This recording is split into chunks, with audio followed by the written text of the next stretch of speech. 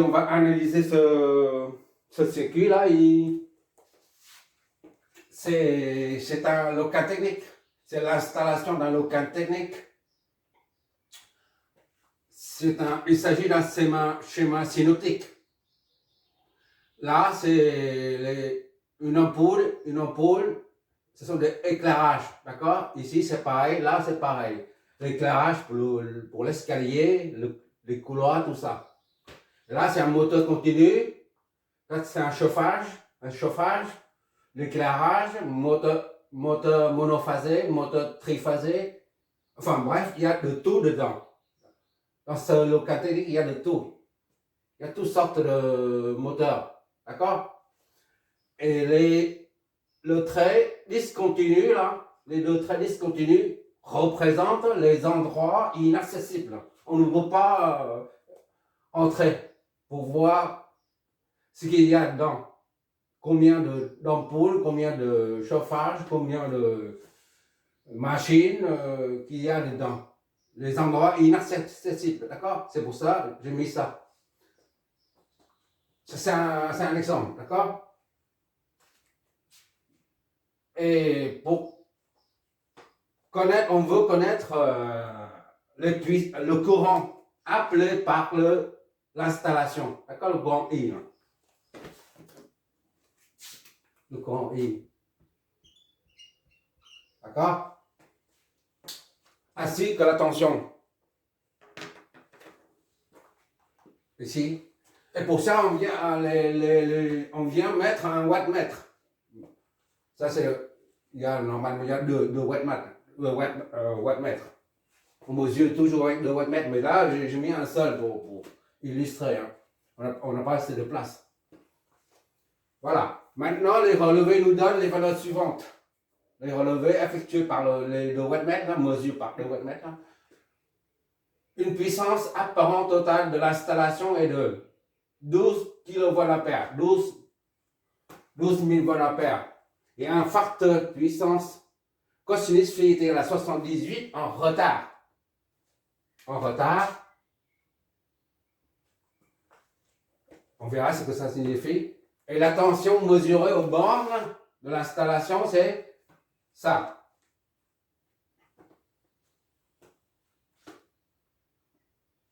Maintenant, on doit déterminer l'intensité du courant I fourni à l'installation, ainsi que toutes les puissances présentes ici, là, à ce niveau, dans l'installation. Et on déduit l'impédance de l'ensemble du local technique. D'habitude, comme dans les exos précédentes, on partait de l'impédance, on trouve la phase de l'impédance, l'angle de phase de l'impédance, et on remonte pour trouver la tension des phasages, tout ça, et la puissance, et les puissances.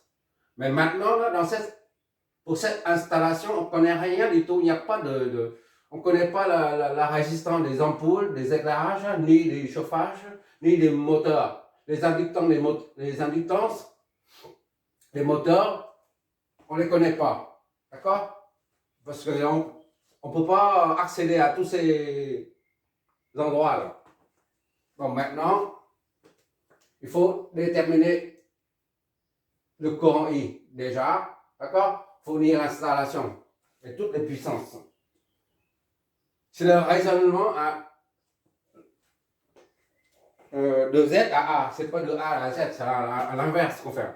Vers l'an. D'accord? C'est un raisonnement vers l'an. Voilà. On continue. Alors, on commence. Comme il s'agit de raisonner à vers l'an, à l'envers, on doit partir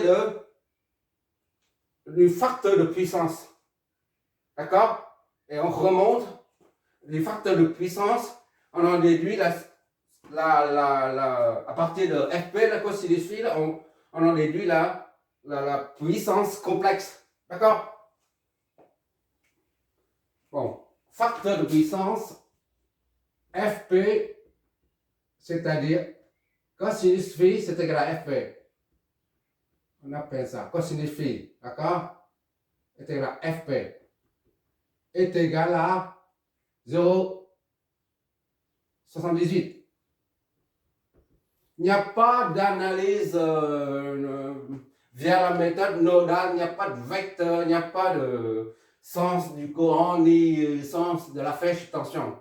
Tout ça, ça ne marche pas parce qu'on ne connaît pas le câblage. D'accord? Le câblage, tout ça, on ne connaît pas. Un moteur triphasé ne capte pas comme ça. D'accord? Il y a 3 phases qui arrivent. Mais là, c'est comme il s'agit d'un schéma synoptique. J'insiste là-dessus, c'est un schéma de l'ensemble pour faciliter la compréhension. Voilà, c'est tout. Bon, il suffit de trouver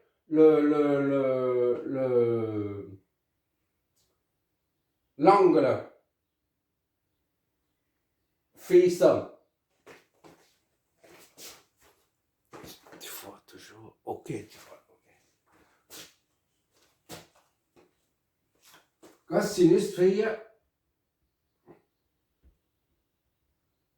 est égal à 78 et par conséquent à cosinus de 0,78, ça nous donne phi-somme. D'accord? Phi-somme est donc est égal à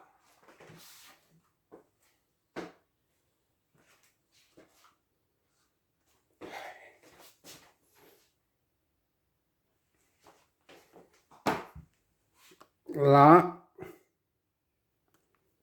j'ai saisi à cosinus, d'accord?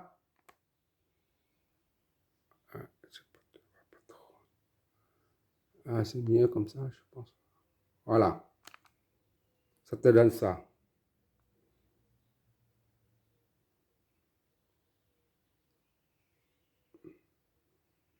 Trente. Lequel? D'accord? 38,2 degrés. Voilà.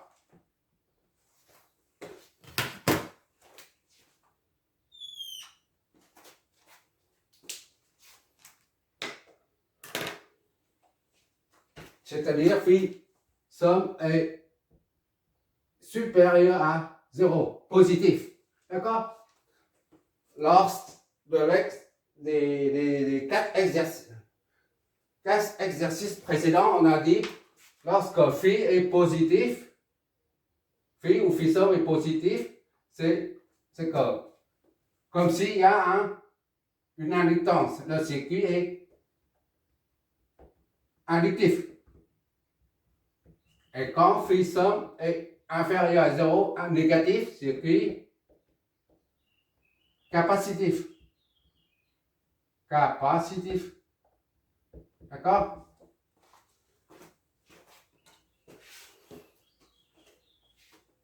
Là, le circuit est capacitif. D'accord?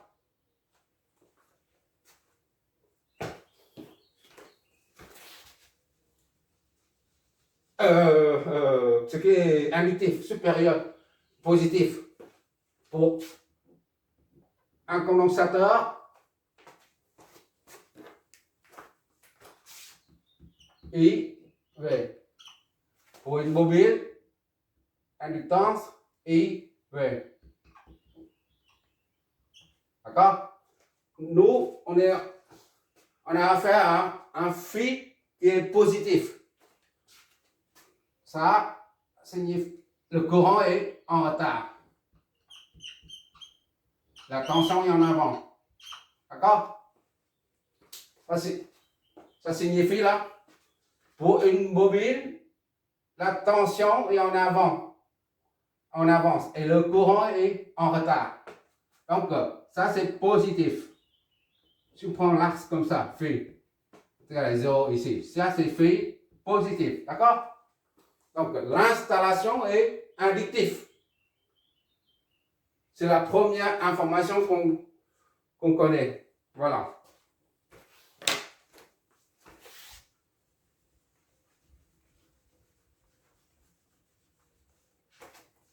Maintenant,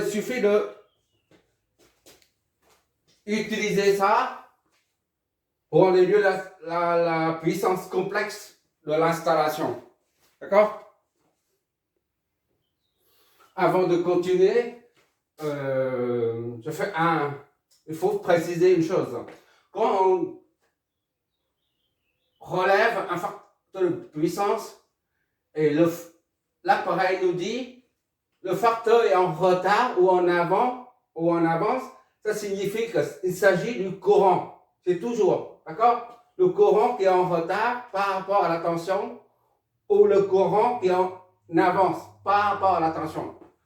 En retard ou en avance, c'est toujours par rapport à la tension, d'accord? C'est juste une précision. Donc, mais quand c'est en retard, il s'agit on vient de montrer, quand il s'agit d'un retard, c'est-à-dire il s'agit d'une inductance. Pour une inductance, la tension est en avance. Le courant est en retard. Pour un condensateur, alors là, si c'est un condensateur, on est en avance. C'est-à-dire le courant est en avance par rapport à la tension. D'accord? Là, c'est puisque phi somme, c'est-à-dire phi de l'ensemble de l'installation est positif, ça implique circuit inductif, d'accord? Ou installation inductive. C'est la même chose.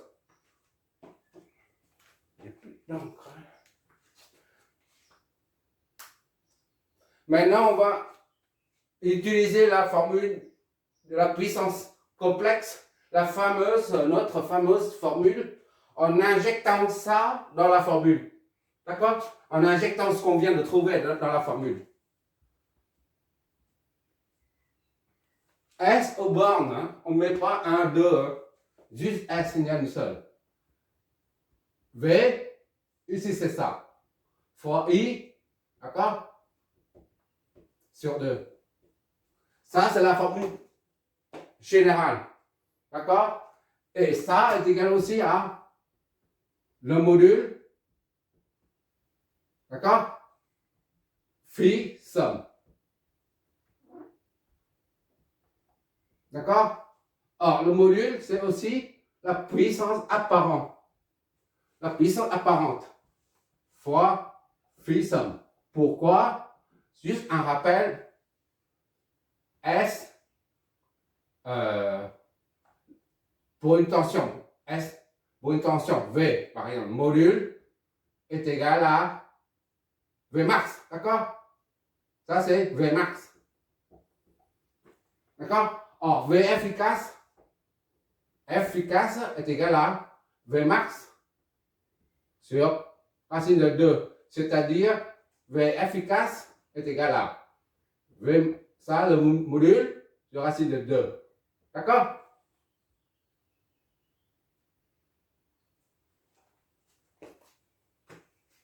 Et V, ça, V efficace et I efficace.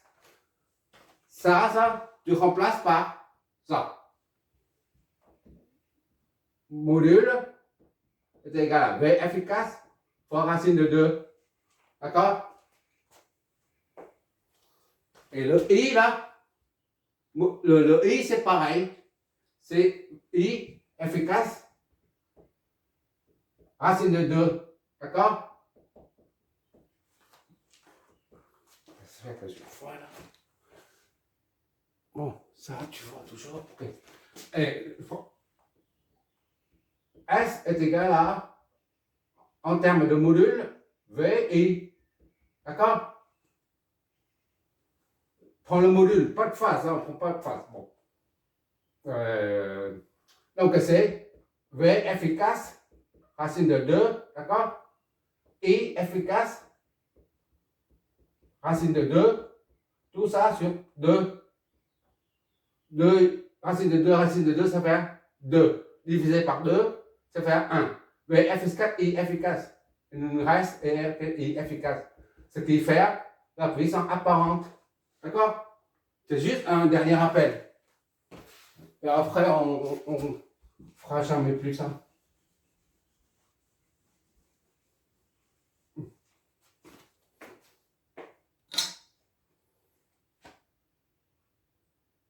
Et ça, je redessine.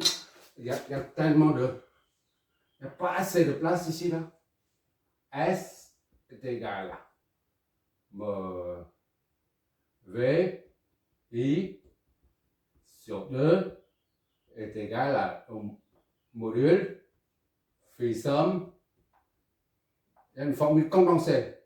S fois phi somme, d'accord, est égal à S fois, puisque ça c'est E, J phi, d'accord. Tu reverras les exos précédents. Cosinus phi somme plus J sinus phi somme. D'accord? Voilà. C'est-à-dire, on multiplie ça là-dedans. D'accord? On multiplie ça là-dedans. Ça va faire S cosinus phi somme. On met tout là-dedans.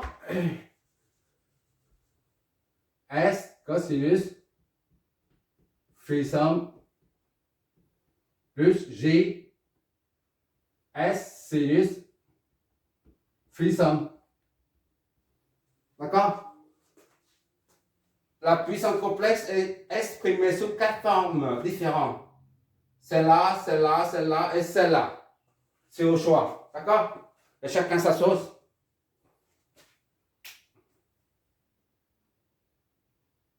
Bon, il suffit de injecter dedans pour trouver la puissance complexe. D'accord? S, on connaît là, la puissance apparente. La puissance apparente, c'est 12 000 var. D'accord? S correspond à 12 000 var. Et le phi somme, là, on vient juste de trouver. Soit S de l'installation, là, est égal à S. S, c'est combien? S, c'est 12 000. 12 000 fois cosinus de phi somme.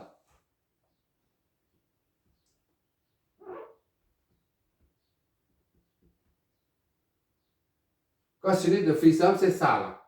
D'accord? Mais je mets ça pour bien voir la formule, c'est tout. Sinon, on injecte ça dedans, puis c'est terminé. On enlève ça, on efface ça, on met ça.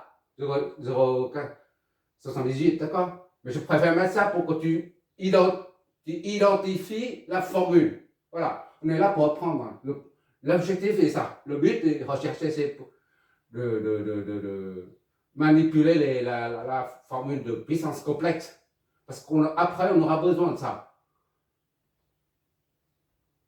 Là, ici, même s'il y a des erreurs à cause du nombre décimal, mais je préfère ça. Plus J, S, c'est 12 000, d'accord?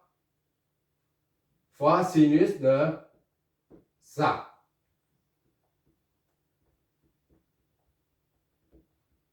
Voilà. D'accord? Donc, S, c'est combien? Et donc, est égal à...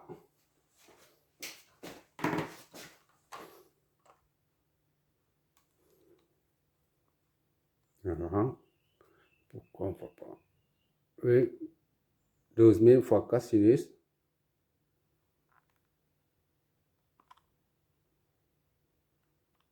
Voilà.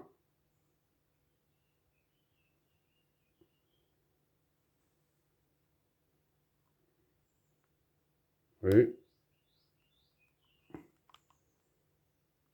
Voilà.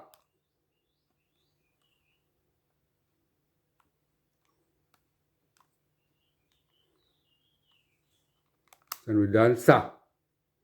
Oui, il y a la partie imaginaire. Ok, on va noter tout ça.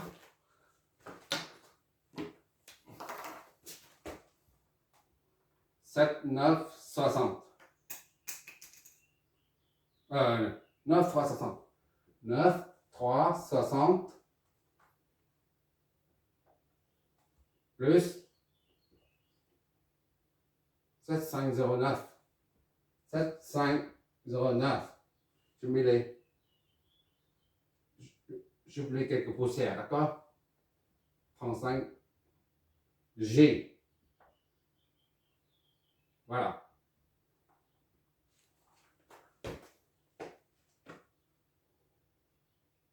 On peut éventuellement convertir en module de phase. On va convertir ça en module de phase. D'accord? Pour voir le déphasage de la puissance. Voilà. 12 000 et moins 38, 739. Ok, d'accord? Oh! 12 000.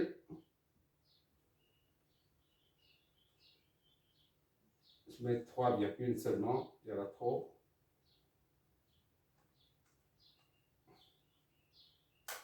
Voilà, 12 000 et 38, 739 degrés. Ça représente Fissum. Tu vois bien, ça représente Fissum.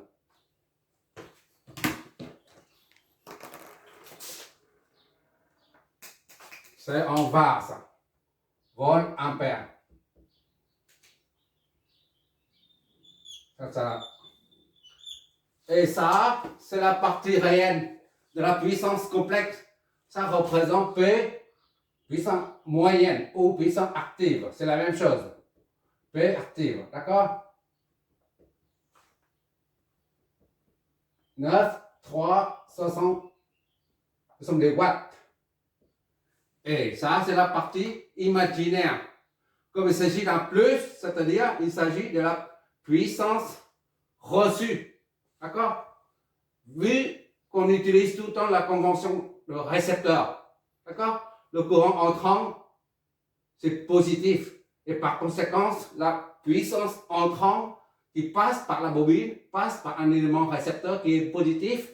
Si la puissance est positive aussi, c'est-à-dire que la puissance est absorbée par l'élément en question. D'accord? Q est égal à 7,509.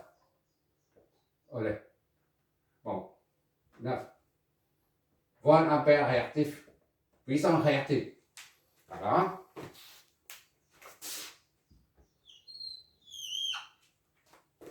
Puissance apparent, on va trouver là, ici, là. Et l'angle de phase, c'est ici. F sum est égal à phi sum, phi V moins phi I. D'accord? Est égal à 38,739. C'est là, on a tout ici, là, c'est la raison pour laquelle on utilise la puissance complexe. La puissance complexe contient toutes les informations du circuit. D'accord?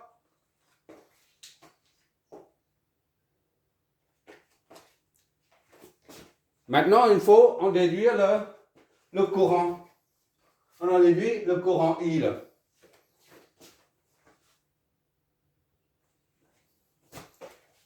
Ah, il y a de la place en bas.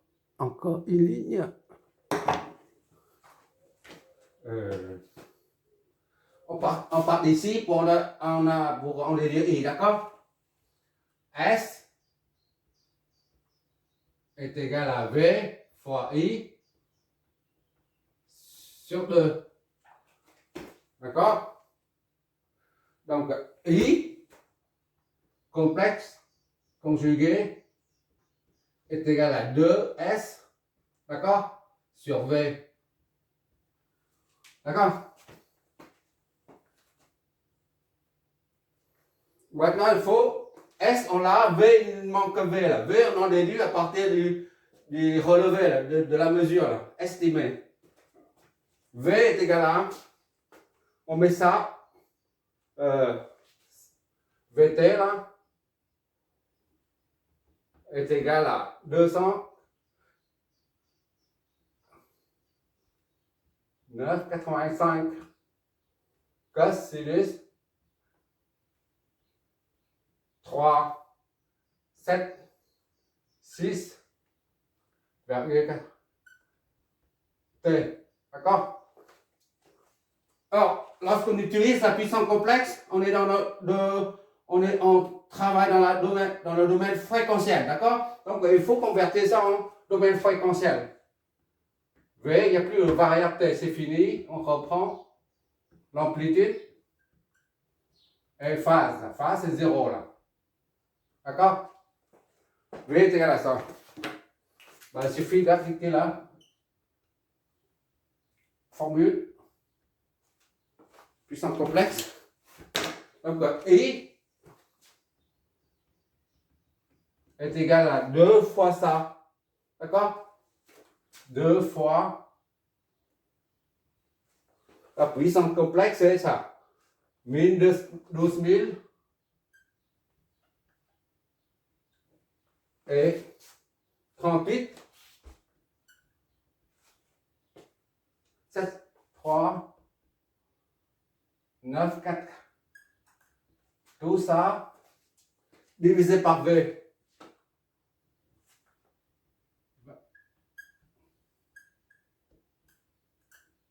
Zéro. D'accord? Qu'est-ce que ça nous donne?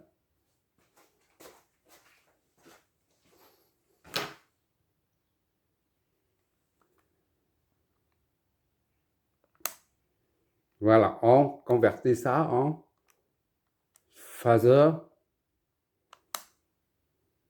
80, 81, 38, 739. OK. Donc ça, c'est I conjugué 80,812 et 38 739 degrés. Voilà. Ben, à partir de là, on en déduit le courant I. D'accord? L'opposé de ça, I conjugué, I est égal à I phi. T'es d'accord? F. I conjugué est égal à ça fois moins phi. Et maintenant, tu fais une deuxième fois. I conjugué, d'accord? Conjugué encore une fois, et ça te donne ça. I, d'accord? Fois phi. Tu retournes à l'état d'origine. Conjugué de ça, ça donne ça. Et conjugué du conjugué, ça redonne courant initial.